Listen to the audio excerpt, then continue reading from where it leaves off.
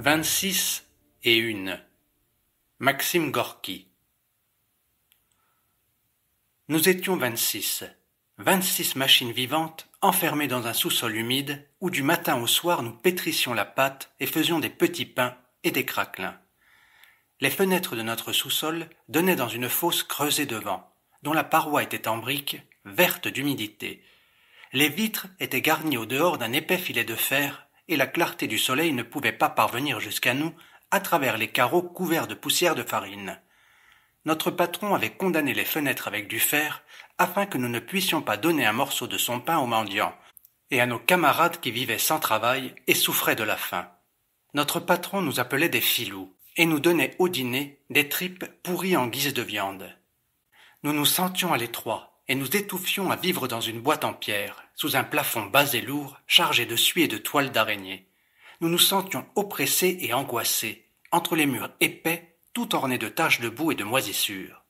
Nous nous levions à 5 heures du matin, sans avoir eu le temps de dormir notre content. Et, mornes, indifférents, à 6 heures nous nous mettions à une table pour faire des craquelins, avec la pâte que nos camarades avaient préparée pendant que nous dormions encore. Et toute la journée jusqu'à 10 heures du soir, les uns restaient à la table, roulaient avec les mains la pâte élastique et se balançaient légèrement pour ne pas s'engourdir, tandis que les autres pétrissaient la farine avec l'eau.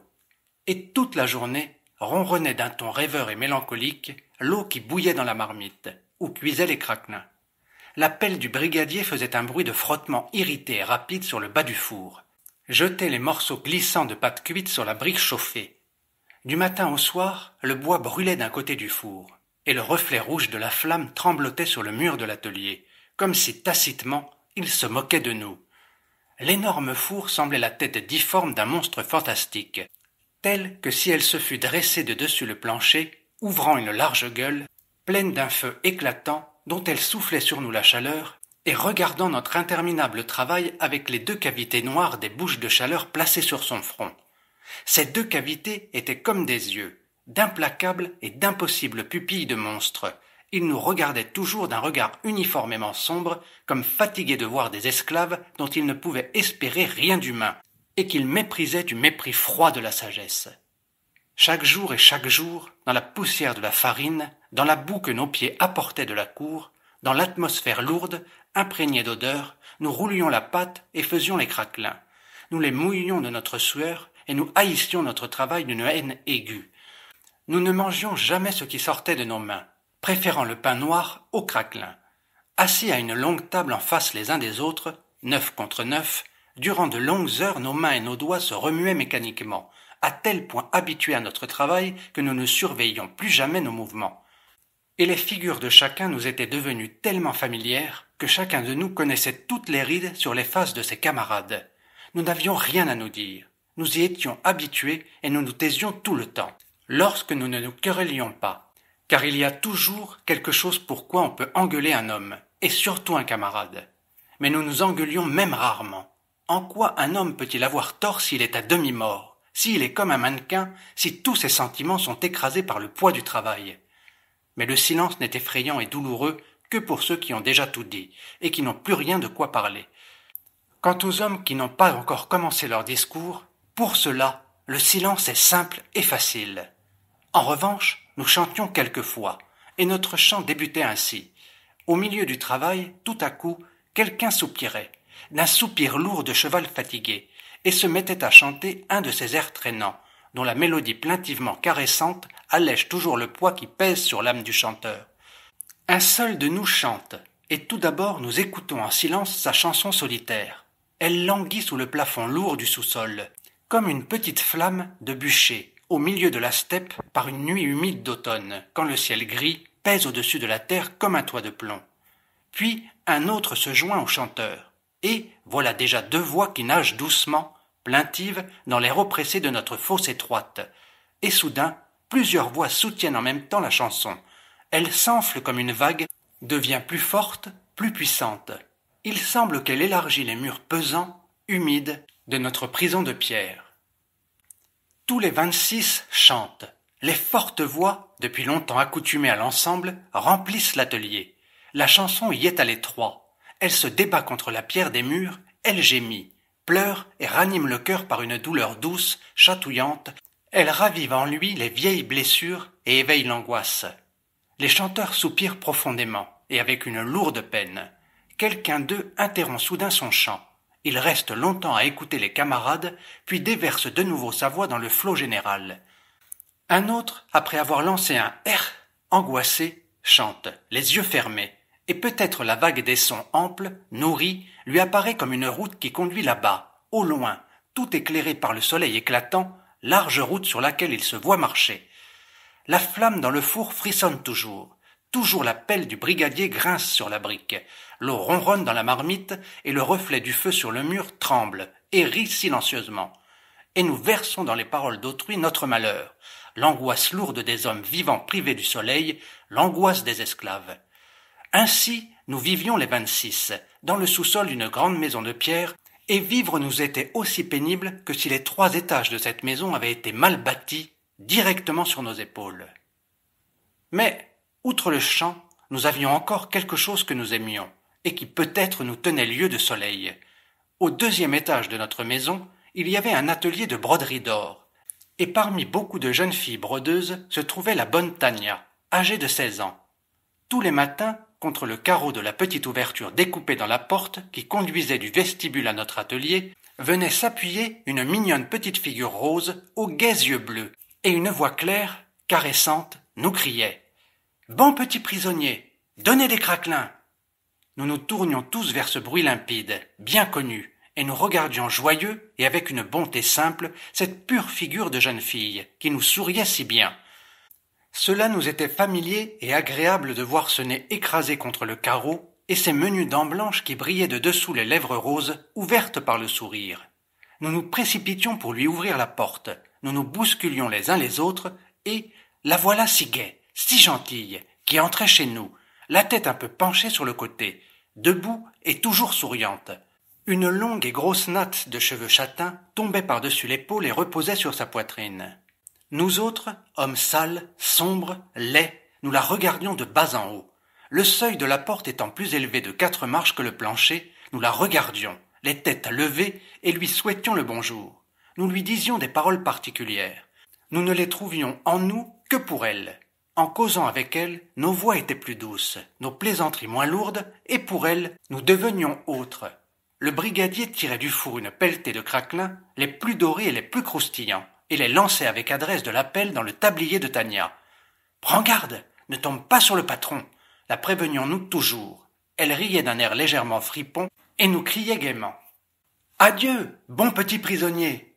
et disparaissait vivement comme une petite souris. C'était tout.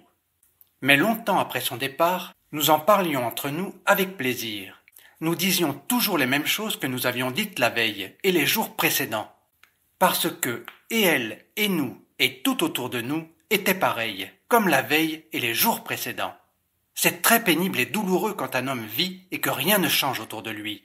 Et si cela ne tue pas son âme à mort, plus il vit, plus l'immobilité de ce qui l'entoure lui devient douloureuse. Nous parlions toujours des femmes de telle sorte que parfois cela nous dégoûtait nous-mêmes, d'entendre nos discours grossièrement éhontés, et c'était naturel, car les femmes que nous connaissions ne méritaient sans doute pas d'autres discours. Mais de Tania, nous ne parlions jamais mal, jamais, et non seulement aucun de nous ne se permettait de la toucher avec la main, mais jamais elle n'avait entendu de nous une plaisanterie libre. Peut-être en avait-il été ainsi parce qu'elle n'était jamais restée longtemps avec nous. Comme une étoile tombée du ciel, elle passait rapide, devant nos yeux, et elle disparaissait. Mais c'était peut-être parce qu'elle était petite et très belle, et tout ce qui est beau éveille le respect de soi-même chez les gens grossiers. Et puis, quoique notre travail de forçat eût fait de nous des bœufs passifs, incapables d'impression, nous restions quand même des hommes, et comme tous les hommes, nous ne pouvions pas vivre sans adorer quoi que ce soit. Nous n'avions personne de meilleur qu'elle, et personne d'autre ne faisait attention à nous, qui vivions dans le sous-sol. Personne, et pourtant des dizaines de gens habitaient la maison. Et enfin, sûrement c'était le principal, tous nous la regardions comme quelque chose à nous, comme quelque chose qui ne semblait exister que grâce à nos craquelins. Nous nous étions fait un devoir de lui donner des craquelins chauds, et c'était devenu pour nous comme une offrande quotidienne à l'idole. C'était devenu presque un rite religieux, et chaque jour nous attachait plus à elle. Outre les craquelins, nous donnions beaucoup de conseils à Tania. Se couvrir chaudement, ne pas courir trop vite dans les escaliers, ne pas porter des brassées de bois trop lourdes. Elle écoutait nos conseils avec un sourire, y répondait par un rire et ne nous obéissait jamais, mais nous n'en étions pas blessés. Il nous suffisait de montrer que nous prenions soin d'elle. Souvent, elle s'adressait à nous pour différents services. Ouvrir la lourde porte de la cave, fendre du bois. Avec joie, et même avec une sorte d'orgueil, nous lui faisions cela et tout ce qu'elle voulait. Mais lorsqu'un de nous la pria de lui raccommoder son unique chemise, avec une moue méprisante, elle dit « Voyez-vous, si je vais faire ça, comment donc ?» Nous nous étions bien moqués du drôle d'homme, et jamais nous ne lui avions plus rien demandé. Nous l'aimions, cela dit tout. L'homme veut toujours porter son amour sur quelqu'un. Quoique parfois cet amour est tyrannique ou parfois avilissant, et peut empoisonner la vie du prochain, parce que tout en aimant, l'homme n'estime pas l'être aimé. Nous devions aimer Tania, car nous n'avions personne d'autre à aimer. Parfois, quelqu'un de nous, tout à coup, on ne sait pourquoi, raisonnait ainsi. « Et qu'est-ce que nous avons à gâter la gosse? Qu'est-ce qu'il y a en elle de particulier? Hein? Vraiment, nous nous occupons beaucoup d'elle. » L'homme qui avait le courage de prononcer de tels discours était bientôt remis à sa place, très grossièrement. Nous avions besoin d'aimer quelque chose. Nous avions trouvé cet objet et nous l'aimions. Et ce que nous aimions, nous, les 26, devait être inaccessible à chacun, comme une chose sainte. Et quiconque en ceci parlait contre nous était notre ennemi. Peut-être nous aimions ce qui n'était pas réellement bon, mais nous étions 26 et par conséquent, nous voulions toujours que ce qui nous était cher fût sacré pour les autres. L'amour n'est pas moins lourd que la haine. Et peut-être justement pour cette raison, certains orgueilleux affirment que la haine est plus flatteuse que l'amour.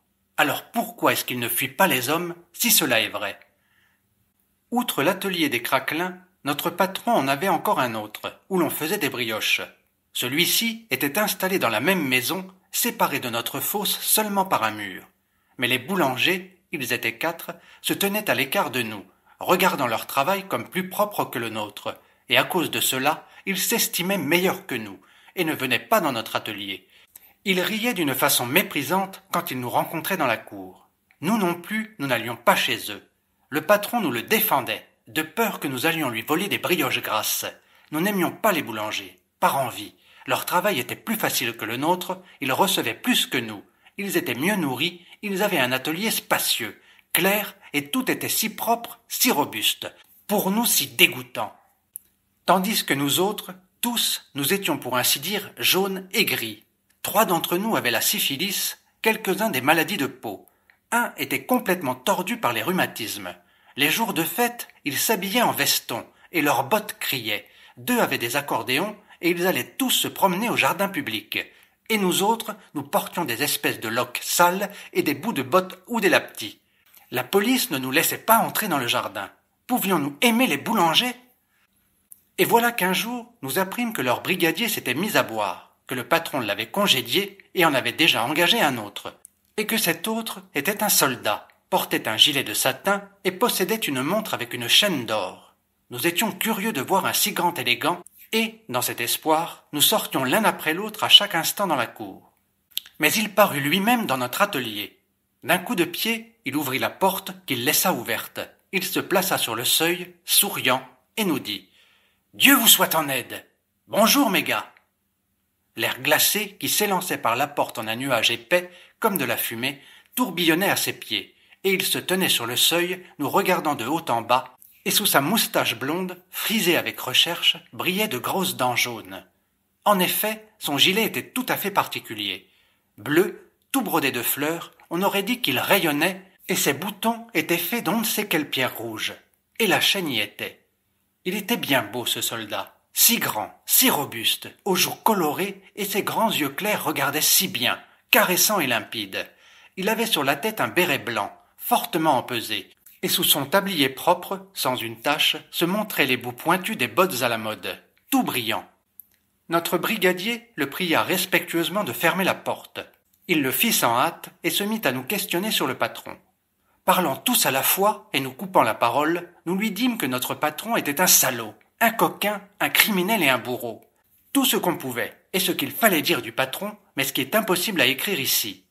Le soldat écoutait, remuait sa moustache et nous dévisageait avec un regard doux et clair. Et vous avez beaucoup de fillettes par ici? Dit-il tout à coup. Quelques-uns rirent avec respect, d'autres composèrent des grimaces doucereuses, quelqu'un expliqua aux soldats que des fillettes, il y en avait 9. Vous en profitez? Demanda le soldat, clignant de l'œil. Nous nous mîmes à rire de nouveau, pas très fort et d'un rire confus. Beaucoup d'entre nous auraient eu envie de se montrer aux soldats des garçons crânes, comme lui-même, mais personne ne savait le faire. Pas un ne le pouvait. Quelqu'un l'avoua et dit doucement. « Est-ce que nous le pouvons, nous autres ?»« Ah oui, cela vous est difficile, » dit le soldat avec assurance, et il nous détailla attentivement. « Vous êtes, pour ainsi dire, pas comme ça. Vous n'avez pas de tenue, pas d'extérieur comme il faut. L'apparence, je veux dire. Et la femme, elle aime l'apparence dans un homme. Il lui faut que le corps soit en forme, que tout soit bien. Et avec ça, elle estime la force. Que le bras soit... Voilà comment. » Le soldat tira de sa poche son bras droit, à la manche de chemise retroussée, et nous le montra. Le bras était blanc et fort, couvert d'un poil brillant, doré. La jambe, la poitrine, en tout il faut de la fermeté. Et puis encore, que l'homme soit mis selon la règle, comme l'exige la beauté des choses. Voilà, par exemple, moi. Les femmes même. Moi, je ne les appelle pas, je ne les attire pas, c'est d'elles-mêmes que par 5 et par 6, elles se pendent à mon cou.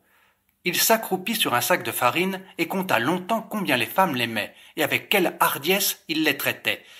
Puis il partit, et lorsque la porte avec un cri aigu se fut refermée derrière lui, nous restâmes longtemps silencieux, à penser à lui et à ses récits.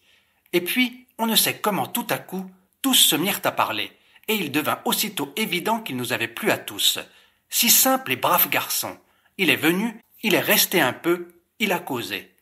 Personne ne venait chez nous. Personne ne causait avec nous d'une manière aussi amicale, et nous continuâmes à parler de lui et de ses futurs succès auprès des brodeuses d'or, qui, lorsqu'elles nous rencontraient dans la cour, faisaient un petit détour pour nous éviter, les lèvres pincées d'une manière blessante, ou bien allaient droit sur nous, comme si nous n'étions même pas sur leur chemin. Et nous nous contentions de les admirer, dans la cour, et quand elles passaient devant nos fenêtres. L'hiver, vêtues de pelisses de forme particulière, et l'été, coiffés de chapeaux à fleurs et les ombrelles de diverses couleurs à la main. En revanche, entre nous, nous parlions de ces jeunes filles de telle manière que si elles nous avaient entendus, toutes, elles auraient éprouvé sous le coup de la honte et de l'offense un sentiment de rage. Pourtant, s'il allait aussi mettre à mal Tanouchka, dit soudain le brigadier avec inquiétude. Nous nous tûmes tous, comme foudroyés par ces mots. Nous avions un peu oublié Tania. Le soldat nous l'avait comme caché avec sa personne belle et grande. Puis commença une discussion bruyante. Les uns dirent que Tania ne se laisserait pas aller jusque-là. D'autres affirmèrent qu'elle ne pourrait pas résister au soldat. Un troisième parti proposa, dans le cas où le soldat se mettrait à obséder Tania, de lui casser les côtes. Et enfin, tous décidèrent de surveiller le soldat et Tania, et de prévenir la fillette pour qu'elle se méfie de lui. Ceci fit cesser la discussion. 1 mois environ se passa. Le soldat cuisait les brioches, faisait la fête avec les brodeuses d'or, venait souvent chez nous, dans notre atelier, mais ne racontait rien de ses succès auprès des jeunes filles. Il tordait seulement ses moustaches ou encore se pourléchait avec goût. Tania venait tous les matins chez nous chercher les petits craquelins, et comme toujours, était gaie, gentille, aimable avec nous. Nous avions essayé de parler un peu avec elle du soldat. Elle l'appelait un veau aux yeux écarquillés, et lui donnait d'autres sobriquets drôles, et ceci nous avait calmés. Nous étions fiers de notre fillette, voyant comment les brodeuses d'or se pendaient aux soldats, la façon dont Tania se comportait envers lui nous rehaussait tous, et, pour nous guider d'après sa conduite, nous avions commencé nous-mêmes à le traiter avec un peu de dédain. Et elle, nous nous étions mis à l'aimer encore davantage, nous lui faisions le matin un accueil encore plus joyeux et cordial. Mais un jour, le soldat arriva chez nous un peu en ribote, s'installa et se mit à rire, et lorsque nous lui eûmes demandé de quoi il riait, il nous l'expliqua. 2 se sont battus pour moi, Litka avec Grouchka. Ce qu'elles se sont arrangées, oh papa. L'une a pris l'autre par les cheveux, puis elle l'a flanqué par terre, et puis à cheval dessus. Elles se sont griffées leurs museaux, se sont mises tout en loques. C'est à mourir. Et pourquoi est-ce que les femelles ne peuvent pas se battre d'une manière honnête? Pourquoi est-ce qu'elles se griffent, hein? Il restait assis sur le banc, bien portant, si propre, joyeux. Il restait là et riait toujours. Nous nous taisions. Cette fois, on ne sait pourquoi, il nous était antipathique. Non, ce que j'ai de veine avec la femme, hein? Une comédie. Il suffit de cligner de l'œil et ça y est. Diable! Ses bras blancs, couverts de poils luisants, se levèrent et retombèrent sur ses genoux avec un fort claquement. Et il nous regardait avec des yeux si agréablement étonnés, comme s'il était lui-même sincèrement ébahi d'avoir une telle chance dans ses affaires avec les femmes. Sa grosse face rougeaude brillait de suffisance et de bonheur, et il se pourléchait toujours les lèvres avec goût. Notre brigadier, en colère, fit grincer fort sa pelle sur le plat du four, et tout à coup dit moqueur. « Il ne faut pas une grande force pour faire tomber les petits sapins. Va un peu jeter à terre un beau pain. »« C'est-à-dire, c'est à moi que tu parles ?» demanda le soldat. « Mais oui, à toi. Qu'est-ce que c'est ?»« Rien, c'est déjà parti. »« Mais non, attends un peu. De quoi s'agit-il? Quel pain ?» Notre brigadier ne répondit pas. Il travaillait vivement dans le four avec sa pelle. Après avoir jeté dedans les craquelins cuits, il attrapait ceux qui étaient achevés et les jetait avec bruit par terre, près des garçons qui les enfilaient sur des raffias. Il paraissait avoir oublié le soldat et sa conversation avec lui. Mais le soldat fut pris tout à coup d'une sorte de malaise. Il se remit sur pied et se dirigea vers le four, au risque de se heurter la poitrine contre le manche de la pelle, qui traversait l'air dans un mouvement rapide, spasmodique. « Non, dis-moi, qui est-ce ? Tu m'as blessé. Moi, pas une ne me résistera. Non. Et toi, tu me dis des paroles si blessantes. » En effet, il paraissait être sincèrement offensé. Probablement il n'avait aucune raison de s'estimer, sinon pour son habileté à détourner les femmes, peut-être, sauf cette aptitude, il n'avait rien de vivant en lui, et seule cette aptitude lui permettait de se sentir un homme vivant. Il y a des personnes à qui apparaît quelque maladie de leur corps ou de leur âme, comme la chose la plus précieuse et la meilleure dans leur vie. Ils passent tout leur temps à la dorloter, ce n'est que par elle qu'ils existent. Ils souffrent par elle, ils se nourrissent d'elle, ils s'en plaignent aux autres et par là attirent l'attention du prochain. Pour cela, ils jouissent de la compassion des gens, et en dehors de cela, ils n'ont rien. Enlevez-leur cette maladie, guérissez-les, et ils seront malheureux, parce qu'ils seront privés de leur unique moyen d'existence. Ils seront vides. Parfois la vie d'un homme est pauvre, à tel point qu'involontairement, il est forcé d'estimer son vice et d'en vivre. Vraiment, on peut dire que souvent les gens sont vicieux par ennui. Le soldat se sentait offensé. Il attaquait notre brigadier et hurlait. « Non, dis-moi, qui est-ce » Le brigadier se tourna tout à coup vers lui.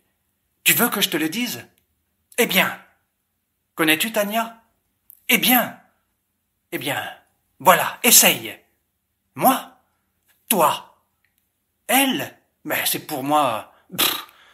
Nous allons voir. » Tu verras, elle te fera voir. 1 mois de temps. Es-tu vantard, soldat? 2 semaines, je vous ferai voir. Qui ça? Tania? Pff. Allons, va-t'en, tu gênes. 2 semaines, et ça y sera. Va, toi. Va-t'en, je te dis. Notre brigadier devint subitement furieux et leva la pelle pour frapper. Le soldat s'éloigna un peu de lui à reculons, tout surpris, nous regarda, resta un moment silencieux, et après avoir dit d'une voix basse et sinistre « Ça va bien !» nous quitta. Pendant la discussion, nous étions restés muets, vivement intéressés. Mais lorsque le soldat fut parti, la conversation s'anima entre nous, et il y eut un grand brouhaha. Quelqu'un cria au brigadier « Ce n'est pas une affaire raisonnable que tu as inventée là, Pavel. »« Regarde un peu à travailler !» répondit le brigadier avec fureur. Nous sentions que le soldat était touché à vif, et qu'un danger menaçait Tania. Nous le sentions, et en même temps, une curiosité ardente, agréable, nous avait envahis tous. Qu'arrivera-t-il? Tania résistera-t-elle aux soldats? Et presque tous criaient avec assurance. Tania? Elle résistera. Il faut y mettre des gants avec elle. Nous avions une envie terrible d'éprouver la fermeté de notre idole. Nous nous démontrions l'un à l'autre que notre idole était une idole solide, et qu'elle sortirait victorieuse de cette lutte. Enfin nous en vînmes à croire que nous avions trop peu excité le soldat, qu'il allait oublier la dispute et qu'il nous fallait bien aviver son amour-propre. Depuis ce jour, nous commençâmes à vivre d'une vie exceptionnelle, nerveusement tendue. Nous n'avions pas encore vécu ainsi. Des journées entières, il nous arriva de discuter. On dirait même que nous étions devenus plus intelligents. Nous parlions plus et mieux. Il nous semblait que nous jouions à quelque jeu avec le diable, et que l'enjeu de notre côté était Tania. Et lorsque les boulangers nous apprirent que le soldat avait dressé ses batteries contre notre Tania, nous éprouvâmes une telle sensation d'attente nerveuse, pleine de crainte et de plaisir mêlés, nous fûmes alors si curieux de vivre que nous ne remarquâmes même pas que notre patron, profitant de notre excitation, augmentait notre travail de 14 pouces de pâte par jour. Le travail ne semblait pas nous fatiguer. Le nom de Tania toute la journée ne quittait pas nos lèvres, et chaque matin nous l'attendions avec une impatience particulière. Parfois, il nous semblait qu'elle allait entrer chez nous, et que ce ne serait plus la même Tania, celle du passé, mais une autre. Pourtant, rien ne lui fut dit de la discussion qui avait eu lieu. Nous ne lui demandions rien, et comme par le passé, nous lui témoignions de bons sentiments, et la traitions avec amour. Mais, dans nos relations avec elle, quelque chose de nouveau et d'étranger avait déjà glissé dans nos anciens sentiments pour Tania, et ce nouveau, c'était une curiosité aiguë et froide, comme un couteau d'acier. « Frère, c'est aujourd'hui le terme !» dit un jour le brigadier en se mettant à l'ouvrage. Nous le savions bien, sans qu'il nous y fît penser, mais cela nous anima tout de même. « Regardez-la, elle va venir !» proposa le brigadier. Quelqu'un s'écria avec regret. « Mais est-ce qu'on peut voir quelque chose avec les yeux ?» Et de nouveau se ranima entre nous une discussion vive, bruyante. Aujourd'hui, nous allions enfin savoir à quel point était pure et inaccessible à la boue cette coupe, où nous avions déposé ce qu'il y avait de meilleur en nous. Ce matin-là, nous avions senti brusquement, et pour la première fois, que vraiment nous jouions gros jeu, que cette épreuve de la pureté de notre idole pouvait nous la détruire. Tous les jours précédents, nous avions entendu dire que le soldat poursuivait Tania assidûment, et sans répit, mais on ne sait pourquoi, personne de nous n'avait demandé à Tania comment elle se comportait envers lui. Et elle continuait à venir chaque matin exactement chercher des craquelins, et elle était toujours la même, comme d'habitude. Et ce jour-là, nous entendîmes bientôt sa voix. « Bon petit prisonnier, me voilà !» Nous nous empressâmes de la faire entrer, et, lorsqu'elle fut entrée, contre notre coutume, nous l'accueillîmes par un silence. La regardant de tous nos yeux, nous ne savions de quoi parler avec elle, quoi lui demander, et nous restâmes là, devant elle, foule sombre et muette. Il était évident qu'elle était surprise de cet accueil inaccoutumé, et tout à coup nous vîmes qu'elle avait pâli, qu'elle était devenue subitement inquiète, s'était mise à s'agiter sur place, et elle nous demanda d'une voix étranglée. « Qu'est-ce que vous avez à être comme ça ?»« Et toi ?» lui jeta le brigadier sombre, sans détacher ses yeux d'elle. « Quoi, moi ?»« Rien. »« Eh bien, donnez vite les craquelins !» Jamais avant, elle ne nous pressait. « Tu as le temps !» dit le brigadier sans bouger, et sans détacher les yeux de sa figure. Alors elle se tourna brusquement et disparut dans la porte. Le brigadier prit sa pelle et proféra avec calme, tourné vers le four. « Donc, ça y est, en voilà un soldat. Lâche, coquin !» Comme un troupeau de moutons, nous bousculant les uns les autres, nous nous dirigeâmes vers la table, pour nous y installer en silence et commencer à travailler, morne. Bientôt quelqu'un dit « Et peut-être encore ?»« Allons, allons, parle !» cria le brigadier. Nous savions tous que c'était un homme intelligent, plus intelligent que nous, et nous avions compris son affirmation comme une certitude de la victoire du soldat.